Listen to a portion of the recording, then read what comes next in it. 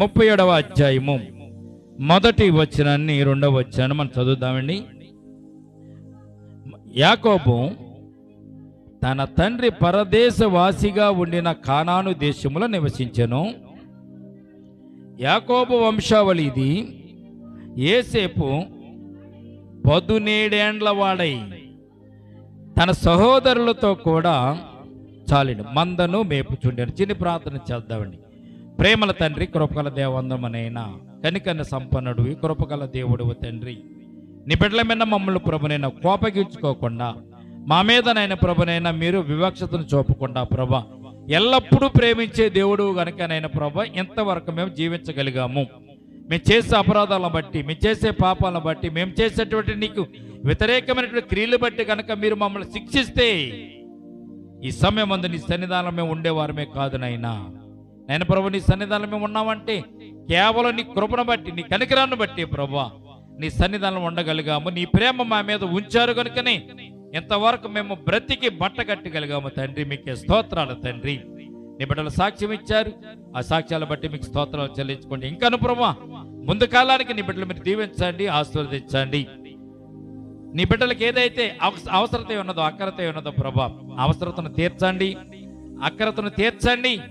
నీ బిడ్డలకు ఏదైతే నేను ప్రభా మరి వారు ఏదైతే పొందుకోలేకపోతున్నారో అది పొందుకోవడానికి నేను కృప చూపించమని ఇప్పుడు వచ్చిన సంఘాన్ని, సంఘ బిడ్డలు జ్ఞాపకం చేసుకోండి. వారి సాక్ష్యాలను ప్రభా మీరు ఆశీర్వదించండి. వారికి కావాల్సినటువంటి ఆశీస్సులు, దీవుల వర్షము కుమ్మరించండి. మరి సమయం అందు ప్రభా చదవబడినటువంటి ఆదికాండ 37వ అధ్యాయాన్ని బట్టి మీకు స్తోత్రాలు.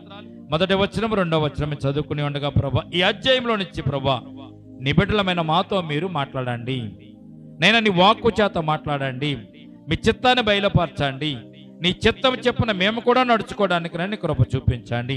ఇప్పుడు వచ్చిన నీ ప్రియబిడ్డల ప్రభు వినగల చెవులు, గ్రహింపగల హృదయం, అంగీకరించే మనసు, ఆనందించే ఆత్మను దయచేయండి నైనా. అటు రీతిగానే ప్రభు నిలబడిన దాసును మరుగుపరిచి దాసుని ముఖాంతంలో వచ్చి మీరే మాట్లాడమని, నీ దాసుని అరకాలు మొదలుకొని నడినెత్త వరకు కూడా ప్రభా మీ ఆత్మ స్వాధీనంలో ఉంచుకొని మీరే మాట్లాడి ప్రభా నీ బిడ్డల మమ్మల్ని ఆశీర్వదించమని, నీ వాక్యానికి లోనగునట్లుగా నీ కృప చూపించమని యేసయ్య ఉన్నతమైన పరిశుద్ధ నామమును ప్రార్థించి మిక్కిలి వినయముతో ప్రతిమాలు వేడుకొనిచున్నాము తండ్రి, ఆమేన్. ప్రియమైన బిడ్డలారా, మరి చదవబడినటువంటి వాక్య భాగంలో యాకోబు తన తండ్రి పరదేశవాసిగా ఉండిన కానాను దేశంలో నివసించినట్లుగా మొదటి వచనం చూస్తున్నాం. రెండవ వచనం యాకోబు వంశావళిది. యోసేపు 17 వాడే తన సహోదరులతో కూడా మందను మేపుచుండెను.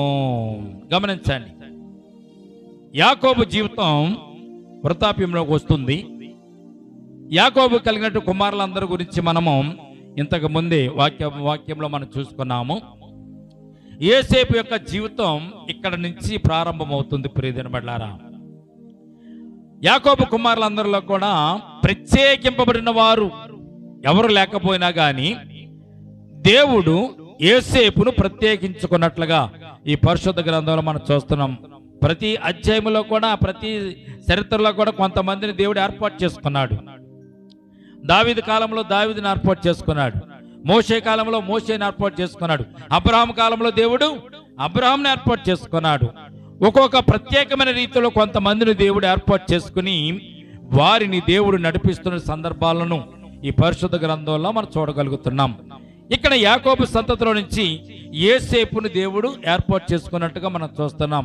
ఎన్నో సంవత్సరాలు ఏర్పాటు చేసుకున్నాడండి దేవుడు.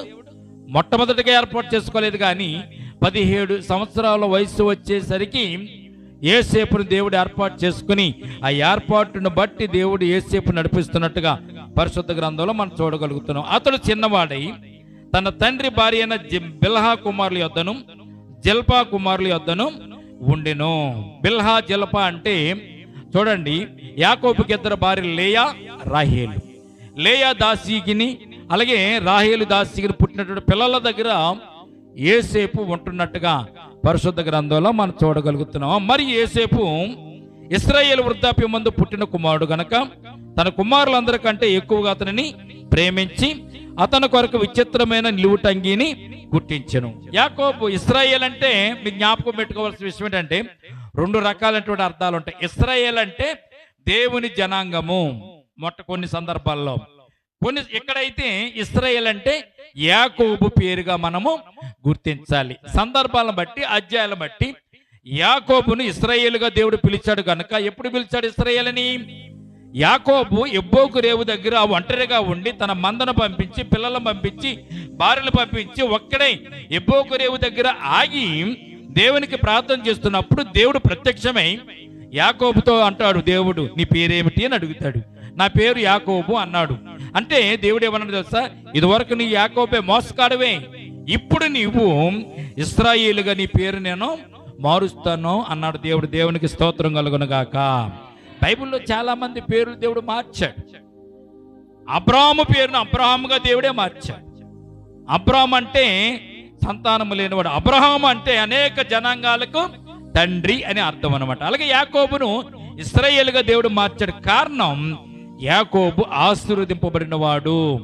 మనుషులను గెలిచావు, దేవుని కూడా నువ్వు గెలిచిన వాడవు కనుక ఇక నుంచి నీ పేరు యాకోబు మోసగాడు అనబడదు. ఇక నుంచి నీ పేరు ఇశ్రాయేలే తప్ప యాకోబు అనబడదు. దేవుడే పేరును మార్చాడు కనుక దేవుడు మార్చిన పేరుని ఇశ్రాయేలు అని యాకోబును అప్పుడు అక్కడక్కడ సంబోధిస్తున్నప్పుడు ఇశ్రాయేలు పేరుగా మార్చబడింది. రెండవది, ఇశ్రాయేలు జనాంగము, మోషే నడిపిస్తున్నటువంటి జనాంగం అంతా కూడా ఇశ్రాయేలు జనాంగముగా అక్కడ దేవుడు ఉదహరించాడు. అక్కడ యాకోబు అని కాదు ఇశ్రాయేల్ అంటే, ఇక్కడ ఇశ్రాయేల్ అంటే యాకోబు. మోషే నడిపిస్తున్నప్పుడు ఇశ్రాయేలు జనాంగం అంటే దేవుని ప్రజలు అనేటువంటి విషయాన్ని మొట్టమొదటిగా మనము జ్ఞాపకం చేసుకోవాలి. కొన్ని సందర్భాలు మనం చదువుతున్నప్పుడు ఇశ్రాయేల్ అంటే యాకోబే కదా ఇశ్రాయేల్ అంటే అనుకోకూడదు. ఇశ్రాయేలు యాకోబు అనే మాట ఆదికాండము 50 అధ్యాయం వరకే మనము జ్ఞాపకం చేసుకోవాలి. తర్వాత ఇశ్రాయేల్ అంటే దేవుని ప్రజలను గుర్తుపెట్టుకోవాలి. ఈ ఇశ్రాయేలు ఏం చేస్తాడండి? తన కుమారుడు ఇశ్రాయేలు వృద్ధాప్య మందు పుట్టిన కుమారుడు కనుక యాకోబు, యేసేపు అతనికి ఏం చేశాడంటే అండి, విచిత్రమైన నిలువుటంగిని కుట్టించినట్టుగా మనం 3వ వచనం 4వ వచనం చదవండి ఒకసారి. అతని సహోదరులు తమ తండ్రి అతనిని తమ అందరికంటే ఎక్కువగా ప్రేమించడం చూసినప్పుడు వారు అతని మీద పగబట్టి అతని క్షేమ సమాచారమైన అడుగులేకపోయిరి. కుటుంబంలో ఇదని సర్వసాధారణమే. తల్లిదండ్రులు ఏం చేస్తారంటే చివరిగా పుట్టినటువంటి పిల్లలను కానీ కుమారులను కానీ కొద్దిగా అమితంగా ప్రేమిస్తూ ఉంటారు, ప్రేమగా ప్రేమిస్తూ ఉంటారు. పెద్దవాడికి 2 ఇస్తే చిన్నవాడికి 3 ఇస్తారు, లేకపోతే పెద్దవాడికి పెట్టకపోయినా కానీ చిన్నవాడికి పెడుతూ ఉంటారు. ఇది తల్లిదండ్రులకు ఉన్నటువంటి ప్రేమ. ఇక్కడ యాకోబు కూడా తన చిన్న కుమారుని ఏం చేశాడండి? చిన్న కుమారుడు అంటే ఈయన కదా, బెన్యామీన్ అసలైన చిన్న కుమారుడు. కానీ బెన్యామీన్ కంటే ముందుగా పుట్టినవాడు యేసేపు కనుక యేసేపు మీద కొద్దిగా ప్రేమను కలిగి యేసేపుకు విచిత్రమైన అంగీని కుట్టించాడంటే. విచిత్రమైన అంగీ అంటే అలాగుంటది, మీరు బట్టలు మామూలుగా కొనుక్కున్నది వేరే, కానీ దానికి చెంకిలు అద్దడం, అద్దాలు అద్దడం, తర్వాత ఏదన్నా వాటికి గంటలు కట్టడం, ఇవన్నీ కూడా విచిత్రమైనటువంటి వస్త్రాల కింద పరిగణింపబడుతుంది. యేసేపు కూడా అటువంటి విచిత్రమైన అంగీని గుట్టించాడంటే. ఎవరికి గుట్టించలేదు. యాకోబుకు 12 మంది కుమారులలో ఎవరికి గుట్టించలేదు, కానీ యేసేపుకు మాత్రమే పుట్టించాడు. దానిని బట్టి అన్నలు యేసేపు మీద అసూయ కలిగినట్టుగా, పగబట్టి అసూయ పొంది అతని క్షేమ సమాచారమైన అడుగుగా లేకపోయేది. 5వ వచనం చూడండి. యేసేపు కలగని తన సహోదరులతో అది తెలియజెప్పగా వారు అతని మీద మరీ పగబట్టిరి. అతడు వారిని చూసి అడుగలేకపోయి యేసేపు కలగని సహోదరులతో అది తెలియజెప్పగా వారు అతని మీద పగబట్టిరి. అతడు వారిని చూసి, నేను కనిన ఈ కలను మీరు దయచేసి వినండి. అదేమనగా, మనము చేనులో పనులు కొట్టుచుంటుమి, నా పనులు లేచి నిలుచుండగా మీ పనులు నా పనును చుట్టుకొని నా పనకు సాష్టాంగపడినని చెప్పాను. అందుకు సహోదరులు, నీవు నిశ్చయంగా మమ్మల్ని లేదవా, మా మీద నువ్వు అధికారి వగుదు అని అతనితో చెప్పి అతని కళను బట్టి, అతని మాటలను బట్టి అతని మీద మరింత పగబట్టిరి. 9వ వచనం కూడా చదివేయండి. అతడు ఇంకొక కలగని తన సహోదరులతో తెలియజేసి, ఇదిగో నేను మరొక కలగంటిని, అందులో సూర్య చంద్రుని 11 నక్షత్రములను నాకు సాష్టాంగపడినని చెప్పాను. అతడు తన తండ్రితో తన సహోదరులతో తెలియజెప్పినప్పుడు అతని తండ్రి అతనితో, నీవు కలిగిన కల ఏమిటి? నేను నీ తల్లియు నీ సహోదరులు నిశ్చయంగా వచ్చి నీకు సాష్టాంగపడుదుమని అతనిని గద్దించెను. అతని సహోదరులు అతని యందు అసూయపడిరి. అయితే అతని తండ్రి ఆ మాటలను జ్ఞాపకం ఉంచుకొనెను. ఇది యోసేపు కన్నటువంటి కలల గురించి చెప్పబడినటువంటి మాట. ప్రియదినబడ్డారా, ఈ సమయం అందు మీకు జ్ఞాపకం చేస్తాను. దేవుని ప్రణాళిక ఎలాగుంటుందంటే, దేవుని ప్రణాళిక ఒక నిర్దిష్టమైనటువంటి పద్ధతిలో దేవుని ప్రణాళిక ఉంటుందనే సత్యాన్ని యోసేపును చూసి మనము నేర్చుకోవచ్చు. 50వ అధ్యాయం దగ్గరికి వెళ్ళేసరికి దేవుని ప్రణాళిక ఇప్పుడు మనకు అర్థం కాదు, యోసేపుకు కూడా అర్థం కాదు. దేవుని ప్రణాళిక యోసేపుకు అర్థం కాలేదు, మనకు కూడా అర్థం కాదు. ఎందుకు మనకు అర్థం కాదంటే, ఏదైనా చిన్న దేవుడు పూర్వకాలం మంది ఏం చేసేవాడు అంటే, దర్శనాల రూపంలో దేవుడు మన భవిష్యత్తును చెప్పేవాడు. జరగబోయే సంగతులను కూడా దేవుడు కళల రూపంలో తెలియజేసేవాడు. ప్రియదినబడ్డారా, అబ్రహామును కళలతోనే దేవుడు దర్శించాడు. కళలోనే అబ్రహాం దేవుడు పిలిచాడు. ఆ పిలిచినప్పుడు అబ్రహాము ఏమనుకున్నాడు? నన్ను దేవుడు పిలుస్తున్నాడు, నేను దేవునితో వెళ్తానని చెప్పి బయటకు వచ్చినట్టుగా మనం చూస్తున్నాం. యాకోబును కూడా దేవుడు కళలోనే దర్శనం ఇచ్చాడు. యాకోబు పారిపోతున్నప్పుడు ఒక కొండ మీద రాత్రి వేళ తలగా రాయి చేసుకుని పడుకున్నప్పుడు యాకోబుని దేవుడు కళల రూపంలోనే దర్శించినట్టుగా పరిశుద్ధ గ్రంథంలో మనం చూస్తున్నాం. ప్రియదం, దర్శనాలు అనేది కొన్ని పిచ్చి పిచ్చి కళలు వస్తాయి, ఇది నిజం కాదు. కానీ దేవుడు చూపించే కళ శ్రేష్టంగాను స్పష్టంగాను మనకు కనబడుతూ ఉంటుంది. చాలా కళ మనకు తెల్లారిందరమ్మ గుర్తుంటాయమ్మా. రాత్రులు చాలా మంది రాత్రులు పడుకొని కలవరుతూ ఉంటారు, పక్క వాళ్ళు జడిచిపోతూ ఉంటారు. ఆ కళలు చూసి పక్క వాళ్ళు జడుతూ ఉంటారు, భయమేస్తుంది. వాళ్ళకి అన్నటువంటి కళ్ళను బట్టి, వాళ్ళ కేకలను బట్టి, వాళ్ళ అరుపులు బట్టి.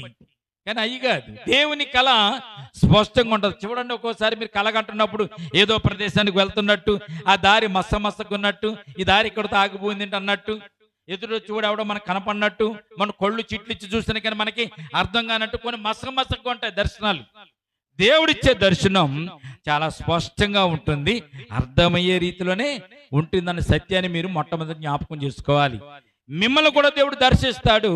ఆ దర్శనాన్ని మీరు జాగ్రత్తగా అబ్జర్వేషన్ చేసుకోవాలి. ఎప్పుడు దర్శిస్తాడు దేవుడు మనలను? ఆయన ఆత్మ చేత, ఆయన సత్యం చేత, ఆయన యందు భయభక్తులు కలిగి మనము జీవిస్తున్నప్పుడు దేవుడు మనలను దర్శించడానికి ఇష్టపడతాడు. దేవునికి స్తోత్రం కలుగును గాక. పిచ్చి పిచ్చి సినిమాలు చూసి, పిచ్చి పిచ్చి సీరియల్ చూసి, పిచ్చి పిచ్చి ఆటలు చూసి, మన నిద్రపోతే ఆటలో ఉన్నటువంటి విషయాలు, సీరియల్లో విషయాలు, సినిమాలో విషయాలు మనకు వస్తే దర్శనం కాదు అది. నువ్వు చూసిన దాన్ని బట్టి నీకు ఆ కళల రూపంలో నిన్ను అవి ఏడిపిస్తూ ఉంటాయి చాలా సాధారణంగా. కానీ దేవుని దర్శనం, దేవునితో భయభక్తులు కలిగి జీవిస్తుంటే దేవుడు దర్శిస్తాడు. కొర్నేలుని దేవుడు అలాగే దర్శించాడు. ఎలాగా? కొర్నేలు ఉదయము మధ్యాహ్నము సాయంత్రం కూడా ప్రార్థన చేసుకునేవాడు. కొర్నేలి భక్తిని చూసి, కొర్నేలు యొక్క భక్తిని చూసి, దేవుడి మీద తనకున్న ప్రేమను చూసి, కొర్నేలి భక్తిని చూసి దేవుడు దేవదూతను పంపించాడు. నీ దగ్గర కూడా దేవదూతను దేవుడికి పంపిస్తాడు.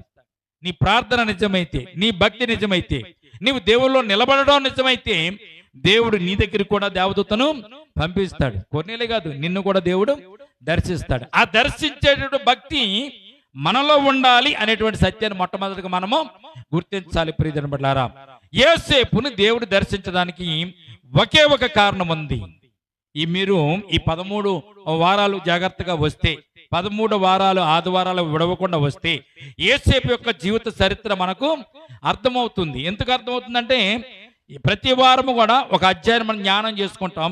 ఈ అధ్యాయం ఉన్నటువంటి యోసేపు యొక్క చరిత్ర మనం జ్ఞాపకం చేసుకుని, యోసేపును దేవుడు ఎట్టి రీతిగా నడిపించాడు, ఎలాగ చివరి వరకు నడిపించాడు, ఆయన యొక్క ప్రణాళికను ఎట్టి రీతిగా నెరవేర్చి యోసేపు జీవితంలో మేలును అనుగ్రహించాడు మనము అర్థం చేసుకోవచ్చు. మధ్యలో ఒక్క వారం మీరు మిస్ అయ్యారనుకోండి, ఈ లింకు తెగిపోద్ది. తర్వాత ఏం జరిగిందో మనకి ఏం చెప్పినా కానీ మీకు అర్థం కాదు. ఇదే స్టార్టింగ్ కాబట్టి యోసేపు యొక్క జీవిత చరిత్ర మీరు ఈ 13, 14 వారాలు కూడా కంటిన్యూషన్కి వస్తేనే యోసేపు జీవిత చరిత్ర మనకు అర్థమవుతుంది. యోసేపు జీవిత చరిత్ర అర్థమైతే మన జీవిత చరిత్ర కూడా మనకు అర్థమవుతుంది. కారణం ఏంటి తెలుసండి? యోసేపు జీవితంలో దేవుడు ప్రణాళిక కలిగి ఉన్నాడు. ప్రణాళిక అంటే అర్థం ఏంటి? ఇల్లు కట్టాలనుకున్నారు, ఇల్లు కట్టాలనుకున్నప్పుడు ఏం చేస్తాం మనం? ఇంజనీర్ పిలిచి ప్లాన్ వేసుకుంటాం. Engineer plan ఎలాగేస్తాడు? స్లాబ్ నుంచి కిందకి వేస్తాడా? ఎక్కడి నుంచి వేస్తాడు? పునాదుల దగ్గర నుంచి వేస్తాడు. మొట్టమొదటిగా పునాదులు తీయాలి, గొయ్యలు తీయాలి, పునాదుల్లో నుంచి భీములు వేయాలి, పిల్లర్లు వేయాలి, తర్వాత గోళ్ళ కట్టాలి. ఆ గోళ్ల పైన అప్పుడు స్లాబ్ వేసి దానికి కావాల్సిన గోడ అన్ని తయారు చేసుకుని అప్పుడు అందులో గృహప్రవేశం చేసేలాగా ఆయన ఒక ప్రణాళిక గీసి ఒక ప్లాన్ గీసి మనకి ఇస్తాడు. ఆ ప్లాన్ ప్రకారము తాపి మేస్త్రి కడతాడు. ప్రియమైన ఆ ప్రణాళిక మొట్టమొదటిగా మనం ఉంటే, ప్రణాళికబద్ధంగా వెళ్తే మనం ఎక్కడ కూడా పడిపోము. యోసేపు జీవితంలో దేవుడు ఇచ్చిన ప్రణాళిక ఎలాగుందో మనం గమనించాలంటే ఈ 14 వారాలు జాగ్రత్తగా మనము వినాలి. రైట్. ఇప్పుడు యోసేపు జీవితంలో దేవుడు కళలు ఇచ్చాడు. ఎన్ని కళలు ఇచ్చాడు దేవుడు? 2 కళలను దేవుడు యోసేపుకి ఇచ్చినట్టుగా మనం చూస్తున్నాం. 7వ వచనంలో చూడండి. 7వ వచనంలో అతడు వారిని చూసి నేను కనిన కళను మీరు దయచేసి వినండి. అదేమనగా మనము చేరిలో పనులు కొట్టు చుట్టిమి, నా పనులు ఇచ్చి నిలిచుండగా మీ పనులు నా పనులు చుట్టుకొని నా పనకు సాష్టాంగపడేను అని యోసేపు మొట్టమొదటి కళ చెప్పాడు. అయితే ఈ కళ మనం చూసినట్లయితే వ్యవసాయానికి సంబంధించింది. చేను పనులు అంటే వరి చేనులో వరి చేను కోతకు వచ్చిన తర్వాత వరి చేను కోతలు కోసి పనలుగా నిలబెడతారండి. పనలుగా కట్టేసి నిలబెడతారు. ఎప్పుడైనా మీరు చూసారో లేదో?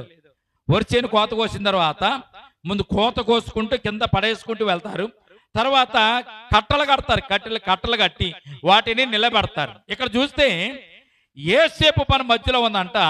అన్నల పనులు చుట్టూరు ఉండి ఏం చేస్తున్నాడండి? యోసేపు పనుకు సాష్టాంగ పడినట్టుగా పడిపోయి ఉన్నాయంట. అట్టి రీతిగా యోసేపు కలను కన్నాడు. యోసేపు తెల్లారు లేచిన తర్వాత అర్భం తెలియనటువంటి వ్యక్తి యోసేపు. ఇలా చెప్తే ఏమనుకుంటారో అనేటువంటి మనసానికి లేదు. దేవుడు దర్శనం ఇచ్చాడు. ఆ దర్శనాన్ని తన అన్నలతో చెప్తున్నాడు. ఏమని? నా పన నిలుచుంది, నీ పనులు నా పనకు సాష్టాంగ పడ్డట్టుగా నేను కలగన్నాను అని చెప్పి తన అన్నలతో చెప్పాడు. అన్నలకి ఇంకా మండిపోయింది. అసలే కోపం. ఎలాగా? తండ్రి మనలందరినీ ప్రేమించకుండా వాడినే ప్రేమిస్తున్నాడు. మనందరికంటే విచిత్రమైన వస్త్రం ఒక్కడికే గుట్టించాడు కనుక అసలే యోసేపు మీద కోపంతో ఉన్నటువంటి అన్నలు ఎప్పుడైతే కలగని యోసేపు చెప్పాడో ఇంకా వాళ్ళకి ఏమైంది అంటే పుండు మీద కారం జల్లినట్టుగా వారిలో కోపం పెరిగిపోయింది, పగ పెరిగిపోయింది, అసూయ పెరిగిపోయినట్టుగా మనం చూస్తున్నాం. 9వ వచనం చూడండి. 2వ కళ కూడా అన్నాడు. అతను ఇంకొక కళ కానీ తన సహోదరులకు తెలియజేసి, ఇదిగో నేను మరొక కళ కంటిని, అందులో సూర్యచంద్రులు 11 నక్షత్రములు నాకు సాష్టాంగ పడినని చెప్పాను. చూడండి, 2వ కళ కనేసి 2వ కళ కూడా డైరెక్ట్ గా తీసుకెళ్ళి చెప్పేశాడు. అసలు వాళ్ళ కోపంతో ఉన్నారు, పగతో ఉన్నారు. ఇది కూడా చెప్తే ఏమనుకుంటారని ఆలోచన లేదు. 2వ కళ కూడా తీసుకెళ్ళి అన్నలకి చెప్పాడు. 2వది తల్లిదండ్రులకు కూడా చెప్పేశాడు. ఈ కళ ఏమైంది? ఎలాగుందంట? సూర్య చంద్రులు 11 నక్షత్రములు నాకు సాష్టాంగ పడినట్టుగా కళను కన్నాడంట. అప్పుడు అన్నలు ఏమన్నారు? నేను తల్లిదండ్రులు కూడా నీకు సాష్టాంగ పడ్డామా? ఏంటి నీ గొడవ ఏంటని చెప్పి ఇంకా పక్క పట్టేశారు. తండ్రి కూడా ఆ తండ్రి ఉన్న మాట ఒకసారి చూడండి. అతడు తన తండ్రితోను తన సహోదరుతోను అది తెలియచెప్పినప్పుడు అతని తండ్రి అతనితో నీవు కలిగిన కళ ఏమిటి? నేను నీ తల్లియు నీ సహోదరు నిశ్చయముగా వచ్చి నీకు సాష్టాంగ పడదుమా అని అతనిని గద్దించాడు. ఏం కలరా ఇది? ఏం కళ ఇది? నేను నీ తల్లి కూడా వచ్చి నీకు సాష్టాంగం పడతావా? నువ్వు నా బిడ్డవు కదా, కుమారుడు కదా, మేము నీ కాళ్ళకి ఎందుకు నమస్కారం చేస్తాం? నీవే మా కాళ్ళకి నమస్కారం చేయాలి. ఇదేం కలరా అని చెప్పాడంట మొట్టమొదటి. అయితే మరొక మాట కూడా ఆలోచించాడు తండ్రి. ఏమని? తండ్రి ఆ మాట జ్ఞాపకముంచుకునేను. దేవునికి స్తోత్రం కలుగును గాక. ఈ కళ ఎందుకు వచ్చిందంటే ప్రియమైన బిడ్డలారా, ముందుకు వెళ్ళే కులిది ఈ కళ యొక్క భావాలు మనకు అర్థమవుతాయి. ఎందుకు వచ్చింది కళ? యాకోబుని దేవుడు రక్షించాలి, యాకోబుని దేవుడు దీవించాలి.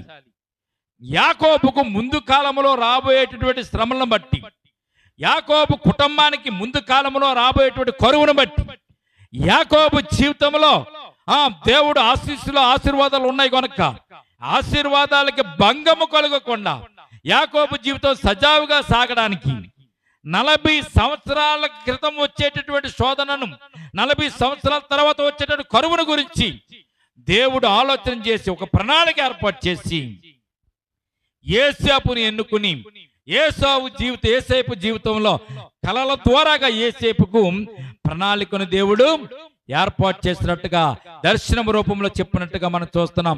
దేవునికి స్తోత్రం కలుగునగాక. మన జీవితంలో కూడా దేవుడు ఒక ప్రణాళిక కలిగి ఉన్నాడు. అది మొట్టమొదటిగా మనము గుర్తించుకోవాలి. యేసేపు జీవితంలో దేవుని ప్రణాళిక మొదలైంది ఎప్పుడు? 17 సంవత్సరాల వయసులో ఉన్నప్పుడే యేసేపు జీవితంలో దేవుని యొక్క ప్రణాళిక మొదలైంది. ఆఖరికి యేసేపుకి 49 సంవత్సరాలు వచ్చిన తర్వాత అది ముగిసింది. అంటే ఈ 17 నుంచి 49 సంవత్సరాల వయసు వరకు కూడా దేవుడు యేసేపును నడిపించుకుంటూనే వెళ్ళాడు. దేవునికి స్తోత్రం కలుగునగాక. మరి మన జీవితంలో దేవుని ప్రణాళిక ఉండదండి? మన జీవితంలో కూడా దేవుని యొక్క ప్రణాళిక ఉంది. మన పుట్టుట కూడా దేవుని ఎడల ఒక ప్రణాళికే. మనం బ్రతకడం, బట్ట కట్టడం, పెరిగి పెద్దవారు అవడం, చదువుకోవడం, ఉద్యోగం చేయడం, వ్యాపారం చేయడం, ఓ కుటుంబంగా మనం తయారవ్వడం కూడా దేవుని యొక్క ప్రణాళికే. ఈ ప్రణాళికలో కొంతమందికి త్వరగా జరుగుతాయి, కొంతమందికి లేటుగా జరుగుతాయి, కొంతమంది జీవితంలో ఆలస్యం కావచ్చు. అందుకే బైబిల్ ఒక మాట, ఆలస్యమైందని మీరు తొందరపడకండి, ఆలస్యమైన మీకు లేటెస్ట్ గా దేవుడు ఆశీస్సులను ఆశీర్వదిస్తాడు. తన బిడ్డలను ఎప్పుడు కూడా కించపరిచేవాడు కాదు. దేవుడు తన బిడ్డలను కించపరిచేవాడు కాదు. బైబిల్ ఒక మాట ఉంటుంది, నిన్ను తలగా ఉంచుతాను గాని నిన్ను తోకగా నేను ఉంచనన్నాడు. మనం తలగా ఉంచే దేవుడు, తోకగా ఉంచేవాడు కాదు. అయితే మనకు తొందర ఎక్కువ కాదా? దేవుడిచ్చేదాకా మనం ఉండవండి.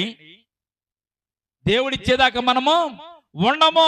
దేవుని కంటే ముందే మనము తీసేసుకోవాలని మనం ప్రయత్నం చేసి చేతులు చాచి అరులు చాచి మనం పరిగెడుతూ ఉంటాం. కనుకనే మనము పడిపోతూ ఉంటాము, తప్పిపోతూ ఉంటాము, జారిపోతూ ఉంటాము, ఆపదలలో మనము చిక్కుకుంటూ ఉంటాము. ప్రభువా, నీ ప్రణాళిక ఏంటో నాకు తెలియచేయనైనా, నాడలో నీ చిత్తం ఏంటో తెలియచేయనైనా మీరు మోకరించి ప్రార్థన చేస్తే దేవుడు మనకి తెలియజేస్తాడండి.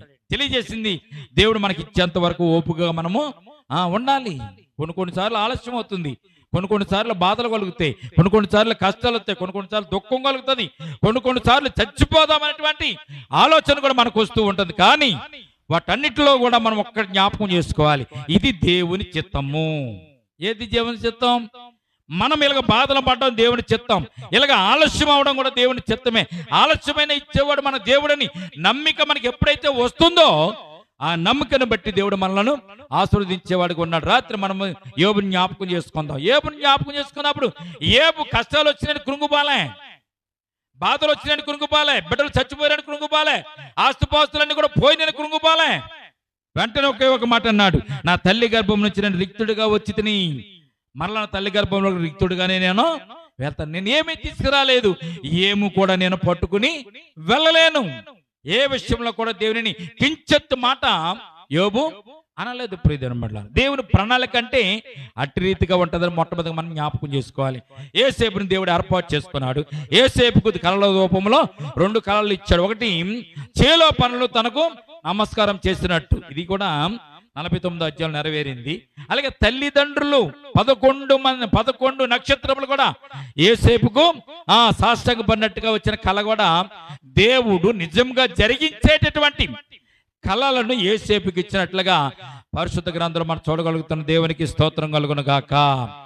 ఇవి ఎలాగ నెరవేరాయో మనకు తెలియాలంటే మీరు ఆఖరి వరకు కూడా ఏ వారం కూడా మిస్ అవ్వకుండా వస్తే ఈ ఎలాగ నెరవేరినాయో మనము జాగ్రత్తగా మనం చూసుకోవచ్చు. కనీసం ఒకరి జీవితంలో దేవుడు చేసే మేలులు, ఆశీర్వాదాలు ఎలాగుంటాయో మనం తెలుసుకోగలిగితే మన జీవితంలో కూడా అట్టి రీతిగానే మేలులు చేసే దేవుడని మనము జ్ఞాపకం చేసుకోవచ్చు. కనుక అన్నదమ్ములు అతని మీద పగబట్టారు, తండ్రి కూడా గద్దించాడు. తండ్రి ఆఖరిగా ఒక మాట తండ్రి అంటున్నాడు, తన మదిలో ఈ మాటను గుర్తుంచుకొనెను. యాకోబు ఏం చేశాడండి? ఆ మాటలు గుర్తుంచుకున్నాడు. ఎందుకు ఇచ్చాడు దేవుడు ఈ దర్శనాన్ని? ఎందుకు ఇచ్చాడు ఈ కళను? ఈ కళలో ఏదో భావము ఉందని యాకోబు అనుకున్నాడు. రైట్, అక్కడి నుంచి మనం జ్ఞాపకం చేద్దాం. 12వ వచనం నుంచి మనం ముందుకు వెళ్దామండి. అతని సహోదరులు సికేములో తండ్రి మందను మేపు వెళ్ళను. అప్పుడు జాగ్రత్తగా ఇశ్రాయేలు యోసేపును చూసి, నీ సహోదరులు సికేములో మంద మేపుచున్నారు, నిన్ను వారి యొద్దకు పంపెదను రమ్మన్నప్పుడు ఏమన్నాడు? యోసేపు ఏమన్నాడండి? మంచిది, నన్ను వారి దగ్గర పంపిస్తావా తండ్రి? అది మంచిది, నేను వెళ్తాను అన్నాడు. ఎందుకు వెళ్తానన్నాడు? అసలు వెళ్ళనని చెప్పాలి. తండ్రి, వారు నా మీద అసూయ పడుతున్నారు. డాడీ, వారు నా మీద కోపగించుకుంటున్నారు. నన్ను అసూయపడి కోపంతో నన్ను వారు ఏదైనా చేయొచ్చు, ఒంటరిగా నన్ను అక్కడికి వెళ్ళమంటున్నావు, నేను వెళ్ళను తండ్రి అని యోసేపు అనొచ్చు. తండ్రి కూడా సర్లేరా, వెళ్ళగరా, మానేరా, వారు నీ మీద అలాగా పగబట్టారు అనొచ్చు. కానీ యోసేపు అన్న మాట ఏంటండి? మీరు పంపుతారా మా అన్నల దగ్గరికి? చాలా మంచిది, నేను వెళ్తాను అని చెప్పినట్టుగా ఇక్కడ మనం చూస్తున్నాం. ప్రియమైన బిడ్డలారా, నిన్ను వారి ఎదుగు పంపుతాను రమ్మన్నప్పుడు అతడు మంచిదని తండ్రితో చెప్పాను. అప్పుడు అతడు యాకోబు చెప్తున్నాడు, యోసేపుతో నువ్వు వెళ్ళి నీ సహోదరుల క్షేమమును మంద క్షేమమును తెలుసుకుని నాకు వర్తమానము తెమ్మని అతనితో చెప్పి హెబ్రోను లోయలో నుండి అతనిని పంపించినట్లుగా పరిశుద్ధ గ్రంథంలో మనం చూస్తున్నాం. హెబ్రోనులో నుండి యోసేపు దోతానుకు ప్రయాణమై వెళ్తున్నాడు. హెబ్రోను నుండి దోతానుకు ప్రయాణమై వెళ్తున్నాడు. గబగబా మోటార్ సైకిల్ తీసి అందులో పెట్రోల్ కొట్టించుకుని, డాడీ నేను వెళ్తాను టాటా అని చెప్పి యోసేపు వెళ్ళా. ఆ రోజుల్లో మోటార్ సైకిల్ లేవు, సైకిల్ లేవు, కార్లు లేవు, ఏమీ లేవు, వాహనాలు లేవు. ఆ రోజుల్లో వారు ఎక్కడికైనా వెళ్ళాలంటే ఎలాగెళ్ళేవారు? కాలి నడకన నడిచి వారు వెళ్ళేవారు. యోసేపును తండ్రి ఏమని ఆజ్ఞాపించాడు?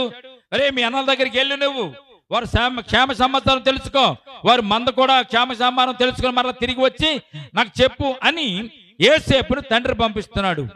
యోసేపు ఎలాగెళ్ళాలి? ఇప్పుడు ఎలాగెళ్ళాడమ్మా?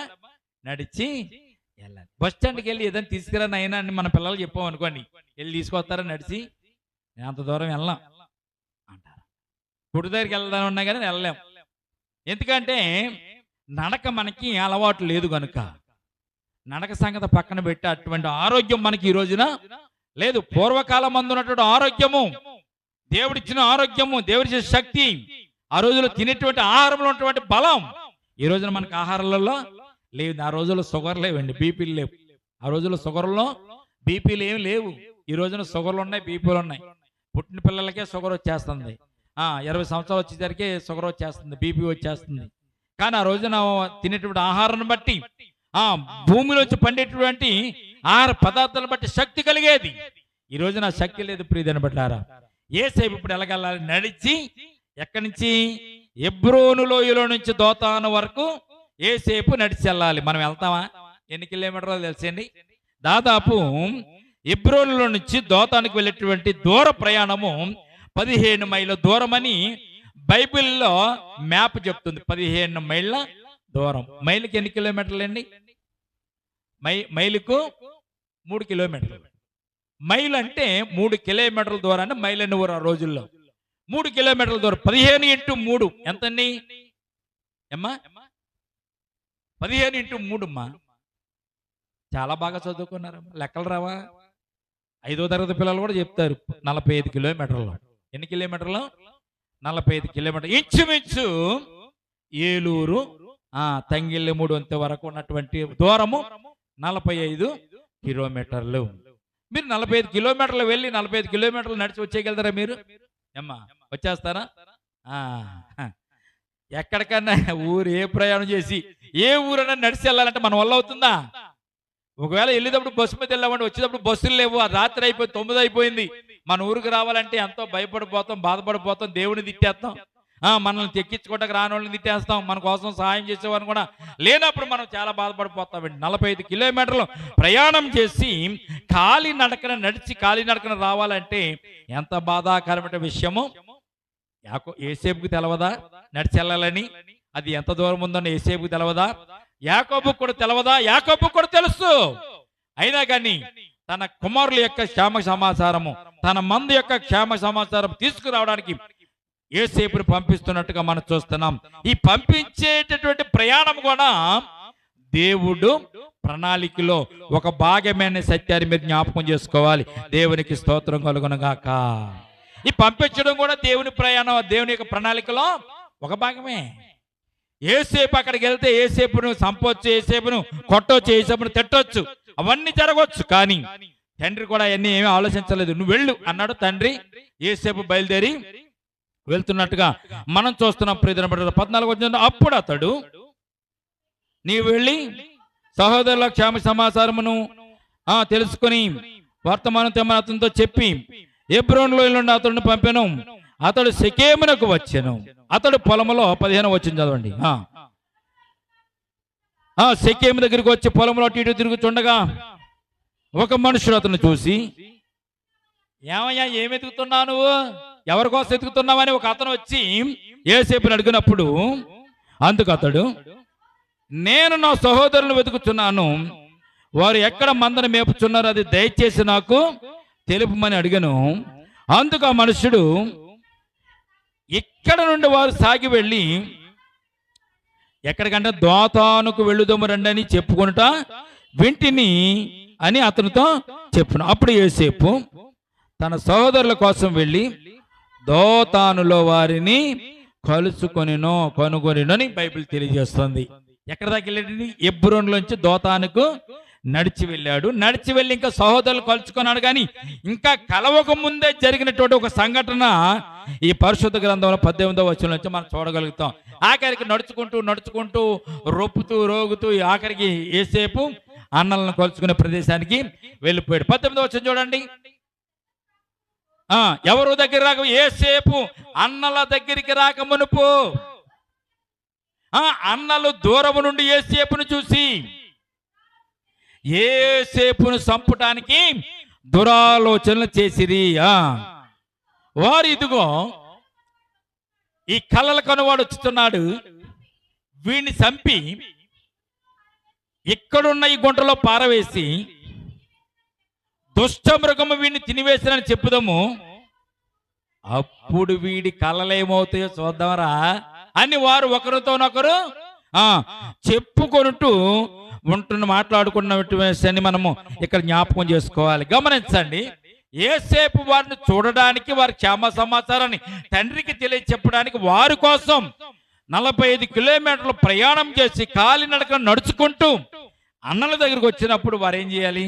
మరి మన తమ్ముడు మన కోసం నడిచి వచ్చాడురా, తండ్రి పంపించినట్టున్నాడు రా, మన క్షేమ సమాచారం కోసం తెలుసుకోవడానికి నాన్నగారు పంపించినట్టున్నారు, వీడు వచ్చాడు, వీడిని మనం ఆదరించాలిరా, ఎంతో చెప్పి నడిచి వచ్చేసినట్టున్నాడు, కొద్దిగా సేద తీరుతాం, వీడికి కొద్దిగా ఆహారం పెడదాం, మంచినీళ్ళు ఇద్దాం అని అన్నలు అనుకోవాలి.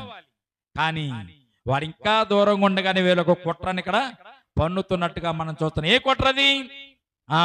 వాడిని చంపుదాం, వాడిని గోతులో పడేస్తే వాడు కనిన కలలు ఏమవుతాయో మనం చూద్దాం. అంటే వీళ్ళ ఉద్దేశం ఏంటో తెలిసింది, ఆ దర్శనాలు వీడి కన్నట్టుగా అనుకుంటున్నారు వీళ్ళు, కానీ ఆ దర్శనాలు ఎవరిచ్చినవి? దేవుడిచ్చిన దర్శనాలు. దేవునికి స్తోత్రం కలుగునుగాక. ఈ కలలు దేవుడిచ్చాడు, నెరవేర్చవలసిన బాధ్యత కూడా ఎవరిది? దేవునిదే. వీళ్ళ ఆలోచన ఎలాగుంది? దేవుడిచ్చిన కళలకు వ్యతిరేకంగా వీరు ఆలోచన చేసి దేవుడిచ్చిన ప్రణాళికలో భాగంగా ఉన్నటువంటి కళలను రూపుమాపాలి, నశింప చేయాలని వీళ్ళ పన్నాగం పన్నుతున్నట్టుగా మనం చూస్తున్నాం. దేవునికి వ్యతిరేకముగా వీరు కుట్రలు చేస్తున్నట్టుగా మనం చూస్తున్నాం. నిజమే, దేవుని ప్రణాళికను పాడు చేసే వాళ్ళు చాలా మంది ఉంటారు, దేవుని పనిని కూడా పాడు చేసే వాళ్ళు చాలా మంది ఉంటారు. ఎన్నో చేసే పని ఏంటి? మనం వీడిని చంపి గుంటలో వేసేస్తే వీడి కళలు ఏమైపోతాయి, వీడి కళలు ఏమైపోను, వీడి దర్శనాలు ఏమైపోతాయి మనం చూద్దామని అనుకుని దూరంగా ఉండగానే వీరు మాట్లాడుకుంటున్నట్టుగా మనం చూస్తాం. 21వ వచనం చూడండి ఒకసారి. ఎవరో రూబేన్ అంటే పెద్ద కుమారుడు, యాకోబుకు పెద్ద కుమారుడు, లేయాకు పుట్టినటువంటి కుమారుడు రూబేను. రూబేన్ ఆ మాట విని,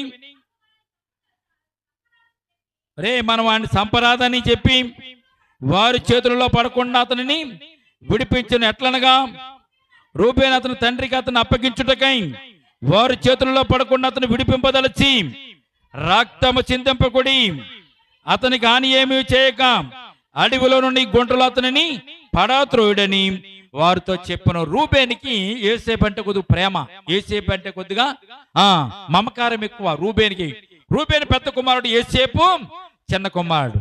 రూబేను లేయా కుమారుడు, యోసేపు రాహేలు కుమారుడు. అందుకే వంశక్రమం చదువుతున్నప్పుడు మీరు పేర్లు జాగ్రత్తగా అర్థం చేసుకుంటే ఎవరికి ఎవరు పుట్టారు, ఎవరి పిల్లలు ఎవరికి పుట్టారు, ఎవరికి తల్లి అన్నటువంటి విషయం జ్ఞాపకం చేసుకుంటే ఇటువంటి విషయాలు వచ్చినప్పుడు మనము అర్థం చేసుకోవచ్చు. అందుకే రూబేను లేయా కుమారుడు యోసేపు, రాహేలు కుమారుడు అయినా కానీ యోసేపును రూబేను ప్రేమించేవాడిని చంపకుండా ఒక పథకం, వేరే వాడు రక్తం చింతించవద్దు, గుంటలో తోసేద్దాం, గుంటలో తోసేస్తే ఎవరో ఒకరు వచ్చి అతన్ని విడిపిస్తారులే అని ఒక ప్రణాళికను ఏర్పాటు చేసినట్టుగా మనం చూస్తున్నాం. అట్టి రీతిగానే యోసేపును గుంటలో పడద్రోసినట్టుగా మనం చూస్తాం. 23వ వచనం చూడండి. యోసేపు తన సహోదరుల యొద్దకు వచ్చినప్పుడు వారు యోసేపు అంగీని అతడు తొడుక్కుని ఉండిన ఆ విచిత్రమైన నిలువుట అంగీని తీసివేసి అతను పట్టుకొని ఆ గుంటలో పడద్రోసిరి. ఆ గుంట వట్టిది, అందులో నీళ్లు లేవు. జాగ్రత్తగా జ్ఞాపకం చేసుకోండి. యోసేపు వచ్చేటప్పుడే తండ్రి కుట్టించిన విచిత్రమైనటువంటి ఆ వస్త్రమును కొట్టుకుని మరీ వచ్చాడు. అసలే వీళ్ళు కోపంతో ఉన్నారు, మండిపోతున్నారు, కళల విషయంలో బాధ పెట్టుకున్నారు, విచిత్రపు అంగీని గురించి ఎక్కువగా బాధపడ్డారు. మా తండ్రి మాకు కుట్టించుకుని వాడికే కుట్టించాడని కోపాడుతుంటే మరలా అదేసుకుని యోసేపు ఇక్కడికి వచ్చాడు. వీళ్ళకి ఎంత కోపం వస్తూ ఉంటుంది. అయినా కానీ ఏం చేశారు, యోసేపును పట్టుకుని విచిత్రమైనటువంటి అంగీని తీసివేసి ఆ యోసేపున గుంటలో త్రోసివేసి వీరు భోజనం చేయడానికి వెళ్ళి కూర్చున్నట్టుగా మనం చూస్తున్నాం. చదవండి 24. అతను పట్టుకుని గుంటలో పడద్రోసిరి. 6 భోజనం చేయగా కూర్చుండి కన్నులెత్తి చూడగా ఐగుప్తును తీసుకుని పోవుటకు గుగ్గిలమును మస్తకియు బోళమును మోయిచున్న ఒంటెలతో ఇస్మాయేలులైన మార్గస్తులు గిలాదు నుండి వచ్చుచుండరు. ఇస్మాయేలీలు ఎవరండి? ఇస్మాయేలు ఎవరి కుమారుడు? అబ్రాహాముకు మొట్టమొదటిగా దాసికి పుట్టినటువంటి కుమారుడు. జ్ఞాపకం చేసుకోవాలి, అర్థం చేసుకోవాలి, అంటే గుర్తు రావాలి మనకి. ఇస్మాయేలీలు అంటే అబ్రాహాముకు మొట్టమొదటిగా పుట్టినటువంటి కుమారుడు ఇస్మాయేలు యొక్క సంతానం. వీరు ఇస్మాయేలీలు. వీరు ఆ మస్తకిని బోళమును తీసుకుని వెళ్ళడానికి ఆ ప్రదేశం గుండా వారు వెళుతున్నట్టుగా ఈ పరిశుద్ధ గ్రంథంలో మనం చూస్తాం. ఒంటెలతో వారు వస్తున్న సందర్భాన్ని వీరు చూస్తారు. వారు మార్గస్తులు గిలాదు నుండి వచ్చుతున్నారు. 26వ వచనం చూడండి. అప్పుడు యోధ తన మన సహోదరుని చంపి వాని మరణమును దాసి పెట్టినందువల్ల ఏం ప్రయోజనం? ఈ ఇస్మాయిలీలకు వానిని అమ్మివేయడం రండి, వారు మన సహోదరుడు, మన రక్త సంబంధి కదా, వానికి హాని ఏమీ చేరదని తన సహోదరులతో చెప్పను. అందుకు అతని సహోదరులు సమ్మతించిరి. మిద్యానీయులను వర్తకులు ఆ మీదుగా వెళ్ళుచుండగా వారు ఆ గుంటలో నుండి యోసేపును పైకి తీసి ఆ ఇస్మాయిలీలకు 20 తులముల వెండికి అతనిని అమ్మి వేసిరు. వారు యోసేపును ఐగుప్తునకు తీసుకుని పోయి. దేవునికి స్తోత్రం కలుగును గాక. ఐగుప్తుకి తీసుకుపోతే దేవుని స్తోత్రం ఏంటండి? ఐగుప్తునికి తీసుకుని వెళ్ళారు. ఇస్మాయిల్ ఐగుప్తుని తీసుకుని వెళ్ళారు. యోసేపును ఒక్కడిని ఐగుప్తుకు పంపాలంటే తండ్రి వల్ల అవుతుందా? అవదు. అన్నల వల్ల అవుతుందా? అవదు. యోసేపు ఐగుప్తులోనికి అడుగు పెట్టాలంటే దేవుడు ఒక పెద్ద ప్రణాళిక ఏర్పాటు చేశాడు. మీకు ఇప్పుడు అర్థమై ఉండొచ్చు. యోసేపు ఎక్కడికి వెళ్ళాలండి? అన్నల దగ్గర నుంచి, తండ్రి దగ్గర నుంచి ఎక్కడికి వెళ్ళాలి? ఐగుప్తులో అడుగు పెట్టాలి. అందుకే దేవుడు ఈ ప్రణాళిక అంతటిని ఏర్పాటు చేసిన. అన్నల ద్వారానే కోపం పుట్టించి, అన్నల ద్వారానే గోతులో తోసివేసి, అన్నల ద్వారానే గోతులోంచి బయటికి తీసి ఇస్మాయిలీలకు అమ్మివేశారు 20 తులాల వెండికి. ఇది కూడా దేవుని ప్రణాళికలో ఒక భాగమే. యోసేపు గోతులో పడిపోయిన తర్వాత ఏమని బాధపడాలి? తండ్రి, నన్ను ఇలా గోతులో దోసేశారు, దేవుడా నన్ను గోతులో దోసేశారు, వీళ్ళంత కర్కశంగా వారు ప్రవర్తిస్తుంటే నువ్వేం చేస్తున్నావు దేవుడా అని దేవుని తిట్టాలా తిట్టకూడదా? మీరు తిడతారుగా. కష్టం వచ్చినప్పుడు మీరు దేవుని తిడతారుగా, బాధ వచ్చినప్పుడు మీరు దేవుని తిడతారుగా. కానీ యోసేపు ఏమి అనలే. గోతులో పడదోశారు వారు. గోతులో పడదోస్తే గోతులో ఎక్కువగా నీళ్లు ఉంటాయి. గొయ్యి అంటే ఆ రోజుల్లో నూతుల కింద లెక్కే. ఆ గోతులో నీళ్ళు యోసేపు పడదోసేసరికి దేవుడు నీళ్లు లేని గోతిని వారికి మొట్టమొదటిగా చూపించాడు. మొదటి ప్రణాళిక. రెండవది, ఇస్మాయేలులో దారి గుండా వెళ్ళేటటువంటి మార్గాన్ని ఇస్మాయేలీలకు దేవుడే మార్గం వారిని తప్పించి యోసేపు తోయిపడినటువంటి గుంట మీదుగా వెళ్ళేలాగా దేవుడు ప్రణాళికను ఏర్పాటు చేస్తాడు. దేవునికి స్తోత్రం కలుగునుగాక. కొన్నిసార్లు మనం ఎవరి కోసం ఎదురు చూస్తూ ఉంటాము, వారి కోసం మనం వెళ్ళాలని ఆలోచన చేస్తూ ఉంటాము. మనం ఆలోచన చేసిన గంట 2 గంటలకి వాళ్ళే మన ఇంటికి వచ్చేసారు అనుకోండి, మనం ఏమనుకుంటాం?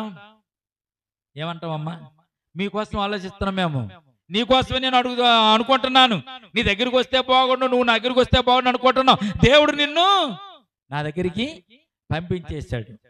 వెతకపోయే తీగ కాలుకు తగిలినట్టుగా మనం అంటూ ఉంటాం. ఇవన్నీ సామెతలు, కానీ దేవుడు కూడా సామెతలు కాదండి. దేవుని యొక్క ప్రణాళిక ఇది.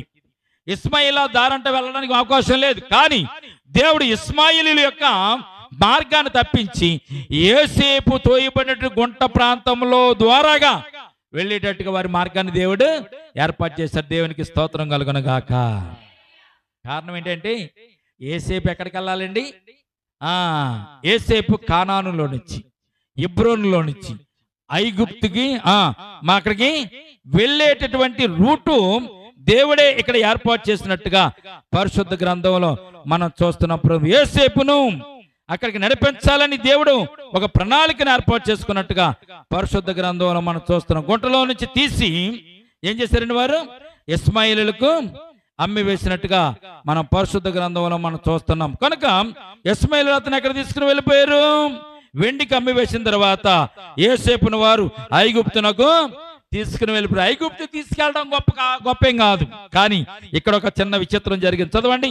యోసేపును ఐగుప్తుకు తీసుకుని వెళ్ళిన తర్వాత రూబేన గుంటకు తిరిగి వచ్చినప్పుడు యోసేపు గుంటలో లేకపోగా అతడు బట్టలు చింపుకొని తన సహోదరులకు తిరిగి వెళ్ళి, చిన్నవాడలేడే, అయ్యో నేను ఎక్కడికి పోదుననగా వారు యోసేపు అంగిని తీసి ఒక మేకపిల్లను చంపి దాని రక్తంలో అంగిని ముంచి ఆ విచిత్రమైనటువంటి నిలువుటంగిని పంపగా వారి తండ్రి యొద్దకు దానిని తెచ్చిరి. ఇక్కడ మేకపిల్లను జ్ఞాపకం చేసుకోవాలి. యాకోబు తండ్రిని మోసం చేయడానికి ఏం చేశాడండి? వేటాడి మాంసం తెమ్మంటే తన దొడ్లో ఉన్నటువంటి మేకపిల్లను తీసుకొచ్చి వధించి మాంసం తీసుకుని వెళ్ళి యాకోబు తన తండ్రి దగ్గర ఆశీర్వాదాలు పొందుకున్న మొట్టమొదటిది. రెండవది, మేక చర్మము కప్పుకొని ఏసావులాగా చేతులు కప్పుకొని వెళ్ళి తండ్రిని మోసం చేశాడు. ఇప్పుడు అదే మేకపిల్ల రక్తాన్ని వీళ్ళేం చేస్తారండి? విచిత్రపు అంగీనికి ముంచి విచిత్రపు అంగీకి ఆ మేకపిల్ల రక్తాన్ని రాసి ఇప్పుడు యాకోబు దగ్గరికి తన కుమారుడి యొక్క వస్త్రాన్ని తీసుకుని వెళ్ళి తండ్రిని అన్నలు మోసం చేస్తున్నట్టుగా మనం చూస్తున్నాం. యాకోబు తండ్రిని మోసం చేశాడు, యాకోబు కుమారులు తండ్రిని మోసం చేస్తున్నారు. చూడండి, నువ్వు ఎప్పుడైతే మోసం చేస్తావో అదే మోసం నీకు కూడా వర్తిస్తుంది. ఇందులో బైబిల్లో ఒక మాట ఉంటుందండి, నువ్వేదైతే విత్తుతావో, కోపాన్ని విత్తితే కోపమే, ప్రేమను విత్తితే ప్రేమే. నువ్వేదైతే విత్తుతావో విత్తిన పంటని నువ్వు కోస్తావు. చెడుని విత్తితే చెడునే కోస్తావు, మంచిని విత్తితే నువ్వు మంచినే కోస్తావనే సత్యాన్ని పరిశుద్ధ గ్రంథం తెలియజేయ. యాకోబు తండ్రి దగ్గర మోసం చేశారు తండ్రిని. యాకోబు కుమారులు కూడా తండ్రిని మోసం యోసేపుని ఏం చేశారు? ఇస్మాయిల్కి అమ్మేసి దుష్టమృగము తినేసింది నీ కొడుకునని చెప్పడానికి ఆ విచిత్రపు అంగీకి రక్తాన్ని పూసి పంపించినట్లుగా మనం చూస్తున్నాం. ఆ వస్త్రం చూసి యాకోబు ఏడ్చినట్టుగా మనము చూస్తున్నాం. చూడండి 34వ వచనం చూడండి. యాకోబు తన బట్టలు చింపుకొని నడుమునకు గోనె పెట్ట కట్టుకొని అనేక దినం తన కుమారుని నిమిత్తమును అంగలార్చుచుండగా అతని కుమార్తెలందరూ అతనిని ఓదార్చుటకు యత్నము చేసిరి. అయితే అతడు ఓదార్పు పొందనొల్లక అంగలార్చుచు మృతుల లోకమునకు నా కుమారుని యొద్దకు వెళ్ళదని చెప్పి అతని తండ్రి అతని కోసము ఏడ్చెను. యాకోబు ఇక్కడ ఏడుస్తున్నాడు. యాకోబు కంటే ముందు ఏసావు ఏడ్చాడు. అక్కడ ఆశీర్వాదాలు యాకోబు పొందుకుని వచ్చేసరికి ఏసావు ఎంతో దుఃఖించి ఏడ్చాడు. తర్వాత యాకోబు తన కుమారుని బట్టి ఇక్కడ ఏడుస్తున్నాడు. గమనించండి, చూడండి, అక్కడ ఏసావు ఏడ్చిన ఏడుపు ఇక్కడ యాకోబు జీవితంలో యాకోబు కూడా అంగలారుస్తూ ఏడుస్తున్నట్టుగా మనం చూస్తున్నాం. అయితే ఇస్మాయేలీలు 36వ వచనం, మిద్యానీయులు ఐగుప్తునకు అతను తీసుకుని పోయి ఫరో యొక్క ఉద్యోగస్తులను రాజ సంరక్షక సేనాధిపతి అయిన పోతీఫరునకు అతనిని అమ్మి వేసిరి. ఏం చేశాడండి? ఆఖరికి ఐగుప్తులో యోసేపును తీసుకుని వెళ్ళారు. మరి ఐగుప్తులో యోసేపు నివసించాలంటే ఒక ఇల్లు కావాలి కదా. దేవుడు ఏ ఇల్లు ఏర్పాటు చేశాడండి? అక్కడ పొతేపరి ఇంటిని దేవుడు అక్కడ యోసేపు నివసించడానికి ఏర్పాటు చేసినట్టుగా పరిశుద్ధ గ్రంథంలో మనం చూస్తున్నాం. దేవునికి స్తోత్రం కలుగును గాక. ఈ విషయాలంటే గోతులో తోసినప్పుడు యోసేపు బాధపడ్డాడు. ఇస్మాయిల్కి అమ్మేసినప్పుడు బాధపడ్డాడు. ఇస్మాయిల్ తీసుకుని వెళ్ళి పొతేపరి దగ్గర అమ్మేసినప్పుడు కూడా యోసేపు బాధపడ్డాడు. కానీ దేవుని కించపరచలే. ప్రభువా, ఇది నీ ప్రణాళిక, నీ ప్రణాళికబద్ధంగా నడిపిస్తున్నావా, నీకే స్తోత్రమునైనని యోసేపు దేవుని మీద ఆధారపడి జీవించినట్టుగా పరిశుద్ధ గ్రంథంలో మనం చూస్తున్నాం. దేవుడి ఉద్దేశం ఏంటి? యోసేపును ఐగుప్తులోనికి పంపించి యోసేపును ఐగుప్తులో ఎక్కడ ఉండాలి తెలుసండి? రాజు తర్వాత రాజుగా ఉండేటువంటి ప్రణాళికను దేవుడు యోసేపు ఎడల కలిగి ఉన్నాడు కనుక యోసేపును నడిపించి ఐగుప్తులోనికి తీసుకుని వెళ్ళాడు. ఐగుప్తులో దేవుడు ఎలాగ ఆశీర్వదించాడు, ఎలాగ దీవించాడు? అసలు యోసేపు ఐగుప్తుకి రావడానికి కారణం ఏంటి? ఐగుప్తులో యోసేపు ఉండడానికి కారణం ఏంటి? యోసేపుకు దేవుడు ఇచ్చిన కళలకు ఉన్నటువంటి సాదృశ్యాలు ఏమిటో వచ్చే వారాల్లో మనము జ్ఞాపకం చేసుకుందాం. కనుక మనము జాగ్రత్తగా భక్తి కలిగి భయం కలిగి యోసేపు జీవితంలో ఉన్నటువంటి ప్రణాళిక మన జీవితంలో కూడా దేవుడు ఉంచాడు సత్యాన్ని మనం గమనించుకుని యోసేపు అన్నింటికి తల వంచుకునే వెళ్ళాడు. 45 కిలోమీటర్లు నడిచి అన్నగారుల దగ్గరికి వెళ్ళాడు. చంపుతారని తెలుసు, కొడతారని తెలుసు, అవమానిస్తారని తెలుసు. అయినా యోసేపు తండ్రి మాటను జవదాటకుండా వెళ్ళాడు, నడుచుకుంటూ వెళ్ళాడు. ఈ రోజున మనము కూడా దేవుని తండ్రి అయిన మన దేవుని మాటను వినడానికి, తండ్రి ఆజ్ఞకు లోబడి మనం జీవించడానికి కనుక మనం ప్రయత్నం చేస్తే మన జీవితంలో కూడా యోసేపుకి ఇచ్చిన ఆశీర్వాదాలు దీవులు అద్భుతం అండి. 50 అధ్యాయంకి వెళ్ళేసరికి యోసేపుకున్న ఆశీర్వాదాలు ఎంత గొప్ప అంటే ప్రపంచంలో ఎవరికీ లేదు అటువంటి ఆశీర్వాదాలు. అట్టి ఆశీర్వాదాలు యోసేపుకు దేవుడు దయచేసినట్టుగా మనం చూస్తున్నాం. యోసేపు జీవితమే కాదండి, దానియేలు జీవితం కూడా అట్టి రీతిగా దేవుడు చెరపట్టబడినటువంటి దేశంలోకి వెళ్ళినా కానీ దానియేలును దేవుడు ఆశీర్వదించి రాజు దగ్గర ఉద్యోగం చేసేటువంటి భాగ్యాన్ని దేవుడు ఇచ్చాడు. అది కూడా దానియేలుకి కళల రూపంలో దేవుడు దర్శనం ఇచ్చినట్టుగా మనం చూస్తున్నాం. కనుక ఈ సత్యాలన్నీ మనం నేర్చుకోవాలంటే బైబిల్ని మనం చదవాలి, బైబిల్ని చదువుకుంటూ మనము ముందుకు వెళ్ళాలి. మరి ఈ రోజు దేవుడు ఇచ్చినటువంటి వాక్యాన్ని బట్టి దేవుడు స్తోత్రాలు చెల్లించుకుంటూ యోసేపు నడిపించిన దేవుడు మనల్ని కూడా నడిపించలాగున, పరిశుద్ధాత్మ దేవుడు సహాయం చేయలాగున మనం ప్రార్థన చేసుకుందాం. కొద్ది మాటలు దేవుడు దీవించి మనలను ఆశీర్వదించను గాక. ప్రార్థన చేసుకుందాం. ప్రేమల తండ్రి, కృపగల దేవాంధ్రములైనా ఇంతవరకునైనా ప్రభు కూడుకులో వండి మాతో మాట్లాడేందుకు వేలాది వందనాలు, స్తుతులు, స్తోత్రాలు. నీ ప్రణాళిక గొప్పది, నీ చిత్తము గొప్పది, మాటలవి సంకల్పం కూడా గొప్పదేనైనా యోసేపు నీ చిత్తము చెప్పున, నీ సంకల్పము చెప్పున నడిపించడానికి ఇష్టపడ్డారు తండ్రి. యోసేపు ఐగుప్తులోకి వెళ్ళడం నీ చిత్తమునైనా అట్టి రీతిగానే ప్రభు యోసేపును ప్రభు ఐగుప్తులోనికి మీరు ప్రవేశపెట్టారు. ఐగుప్తులో యోసేపును ప్రభు ఉన్నటువంటి కష్టాలను, నష్టాలను, ఇరుకులను, ఇబ్బందులను ప్రభు ఆశీర్వాదాలను కూడా ప్రభు మేము చూసినప్పుడు ఆశ్చర్యమునైనా నీ ప్రణాళిక గొప్పది, నీ ప్రణాళికలో ఉన్నటువంటి నీ చిత్తము గొప్పది.